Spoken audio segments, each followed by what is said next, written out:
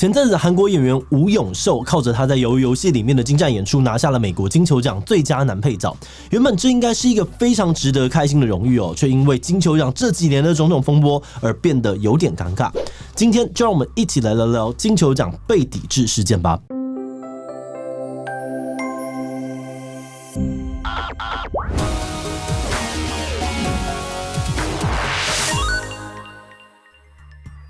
Hello， 大家好，我是志祺。一直都被视为是好莱坞年度派对的金球奖，每年都会邀请入围者参加典礼。而在典礼上，我们可以看到导演跟明星们一起围着圆桌，共同参与晚宴与酒水。而在金球奖上面荣获肯定的作品或者剧组，也很有可能继续在接下来的奥斯卡拿下好成绩。但今年主办方却宣布，因为疫情考量，所以颁奖典礼呢将改为私人邀请制，没有明星，没有红毯，也不会有电视转播。很多人质疑主办单位的说法只是个幌子，之所以要取消典礼，真正的原因呢是整个好莱坞都在抵制金球奖。还有人在讨论奥斯卡是不是应该跟他切割，让2022年的金球奖呢不只成为了史上最冷清，几乎可说是来到了社会性死亡的程度，人人喊打。所以对于很多被肯定的作品或者演员来说，今年就显得稍微有点尴尬。像是《鱿鱼游戏》当中饰演001号冈部爷爷的演员吴永秀，虽然成为了史上第一个拿下金球奖的韩国演员，但他连上台领奖发表感言的机会都没有。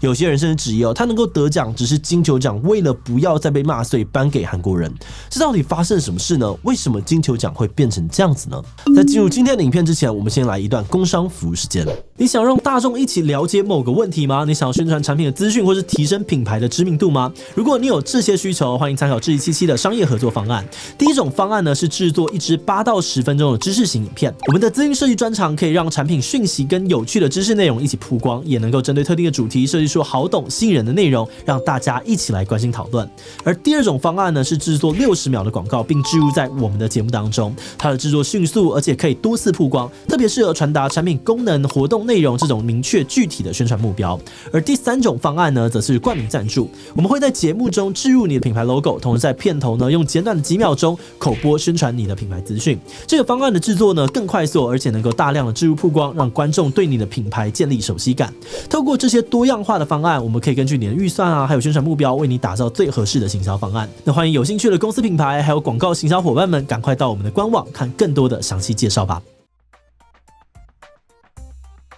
金球奖是一个美国的电影和电视节目奖项，已经有将近80年的历史了。最近20年左右，它都会在1月举行颁奖典礼。那因为这个期间刚好就是奥斯卡的评选阶段，所以很多人都会把金球奖当成是预测奥斯卡的风向球。而除了电影之外呢，金球奖在电视影集也有指标性的地位。例如美国影集《办公室风云》，原本前2季在拍的时候，观众的反应不怎么样，但2006年男主角史蒂夫·卡尔获得金球奖之后，电视台决定再续订，拍到最后总共有9季。明明呢2013年就完结了，2020年呢却还成为了美国串流平台上面最热门的影集。而类似的案例呢还有很多，对作品或者整个剧组而言，能获得金球奖的肯定绝对是一个很棒的广告宣传。但讽刺的是，这次金球奖之所以遭到抵制，第一个重要的原因呢，就是有人指控金球奖背后的协会成员常年都会接受不同剧组的礼物或者招待，然后黑箱让他们入围。那当然这个情况其实蛮常见的，但他们会爆炸的关键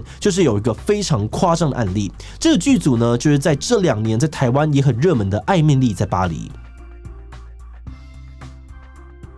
这种用礼物来巴结让协会对你留下印象的行为，坦白说其实很难完全的杜绝。所以协会内部有规定礼物的价值不能够超过125美元，以防有人想要用这种方式进行不当的利益交换。但这个规定呢，后来却被踢爆，根本形同虚设。2020年呢，有匿名的协会成员在访谈中透露，《艾蜜莉在巴黎》的剧组直接招待30名协会成员飞到巴黎玩，让他们入住1晚至少要价1400美元的5星级饭店。他说：“我们被服侍的像国王跟皇后一样。”而当时艾蜜莉在巴黎已经在金球奖上面获得了2个提名，所以这个爆料引起了很大的关注。很多人开始推测，他能够被金球奖提名背后一定不单纯。而且我们之前也讨论过，虽然他的观众反应很不错，但内容却一直都备受争议。像是法国人就超不喜欢，就连艾蜜莉在巴黎的其中一位编剧呢，也跳出来公开声明说，他觉得生命转弯那一天更有资格被提名。有些人就批评生命转弯那一天明明获得了很多的影评青睐，但金球球奖，却连一个入围都没有给，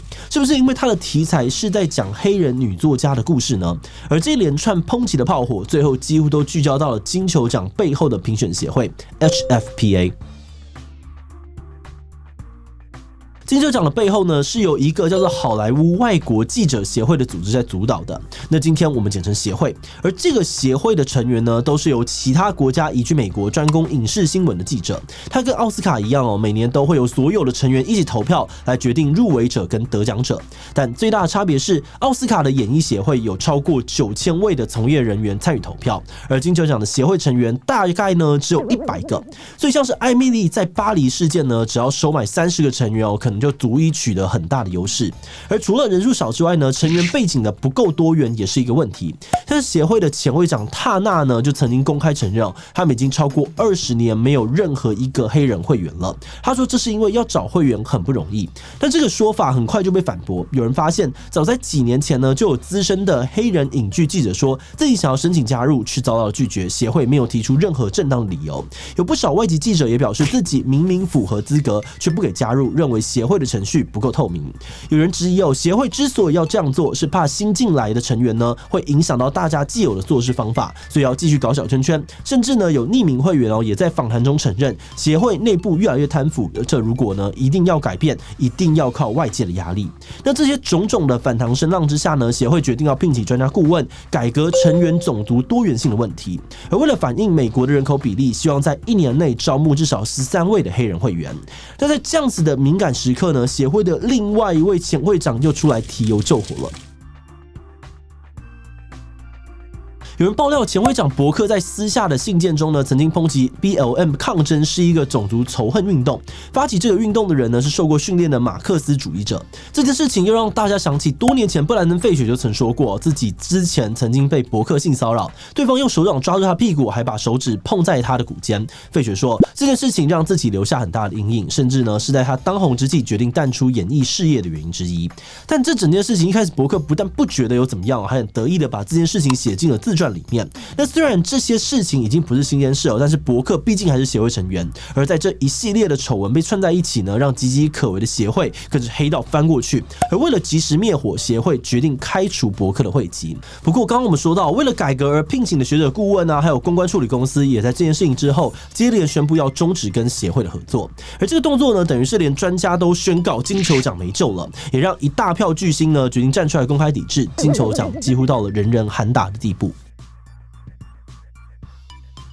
黑寡妇史嘉蕾·乔韩森表示呢，自己也曾经被协会成员用不当的言语骚扰。而绿巨人浩克·马克·鲁法洛也说，他觉得自己曾经拿过金球奖这件事情一点都不觉得骄傲。汤姆·克鲁斯呢，甚至直接退回了自己的3座金球奖奖杯。而除了演员之外呢，相关的业界各大龙头也站出来表态抵制。开第一枪的是串流老大 Netflix， 他认为呢，协会没有把自己的运行机制清楚的公开交代，而且提出来的改革内容跟时程都太慢了。在确实的改进之前，他们将不会参加金球奖。所以呢，像是鱿鱼游戏或是千万别抬头这种由 Netflix 出资的作品，所有的团队跟演员都不会出席。接着包含像是华纳媒体还有亚马逊影业也表示要加入抵制行列。最后就连金球奖合作超过20年的美国 NBC 电视台也宣布呢要拒绝转播今年的金球奖。有人分析金球奖之所以会受到这种众叛亲离的抵制，原因其实很复杂。一方面可能是因为这些大制作公司早就看不惯协会长期以来的各种行为，但又被迫呢跟着规则走。现在好不容易逮到机会可以让他们受到教训，还可以帮自己树立正面的公关形象。而另外一方面最近几年大家的收视习惯已经改变了，金球奖的收视率逐年都在下降。当一堆指标性大咖都表明不会参加典礼的时候，继续选择合作去测试收视率的下限，感觉还比较不合理。在各种风波之下，今年的金球奖超级冷清主要透过他们的推特账号线上公布得奖结果。但有趣的是，今年的名单其实非常多元，除了打破纪录的颁奖给了韩国演员吴永秀 ，MJ 罗德里格斯呢也成为了首次获奖的跨性别演员。在西城故事独挑大梁的瑞秋曾格勒呢，也是首次在音乐喜剧类获得女主角的拉丁裔演员。而《犬山记》导演甄康平呢，也成为了80年来第3位获奖的女性导演。那对于这样子的名单，有些人觉得金球奖终于愿意把奖项颁给给比较少数或是弱势的族群，是个圆满的结果。但也有人认为这样子分猪肉式的得奖名单，只不过是协会试图想要讨好大众、拯救金球奖的手段而已。在这个过程当中，被牺牲掉的可能是其他更优秀但元素上面比较主流的作品。而在这种尴尬的情况之下，今年大多数的得奖者也比较不会像往常一样，会大声的宣告自己得奖的好消息，就是讲是不是还能够成为奥斯卡的指标，也成为了现在影迷间最怀疑的一件事。在研究金球奖这一系列的风波的过程当中呢，我们除了觉得做人的记录跟信用真的很重要之外，最大的感触是一个影视奖项要实践所谓的公平正义，真的也是不太容易。有人认为影视归影视，议题归议题，不要把那么多严肃的东西都一起扯进去，这样子一切都会变得太复杂，而且追求政治正确可能会牺牲其他真正优秀的作品，对他们也不公平。而另外也有人担心，这样做真的就能够实践公平正义吗？像是这一次许多获奖者就会批评，其实表现普通，只是在政治正确的风潮下，靠着身上的标签就拿下奖项，所以他在获奖的同时，反而受到了更多严格的检视跟质疑，导致明明是得奖，却又遭到了更多压迫的感觉。那我们自己是觉得，以影视作品或者奖项的号召力、影响力来说，如果它能让更多元的议题或声音被更多人注意，得到更多的讨论，都是很好的事情。因为在很多情况之下，弱势的一方连被看到的机会都没有。有的时候，比起被挑战被质疑，完全没有存在感，可能才是最无力的事情。不过今天因为时间的关系，我们没有办法讲太细，只能够简单的抛出这个比较简单的想法。所以最后呢，想要来邀请大家一起来讨论：如果有一天某个由台湾团队制作、拍摄台湾故事的作品入围了金球奖或是奥斯卡，你会希望他得奖吗？当然希望因为这是我们难得被看到的机会，就算被喷靠弱势也没有关系，并不太希望除非表现真的完全压过其他作品，不然我怕反而丢脸。所以不知道，反正呢，这些机会都不是属于我们的。第其他留言分享你的想法吧。最后，如果你喜欢今天的影片，欢迎分享出去，让更多人知道金球奖为何会被众叛亲离。此外呢，也可以点击这个地方看看艾米丽在巴黎以及奥斯卡的评审机制。那么今天的这一期就到这边告一段落，我们明晚再见喽。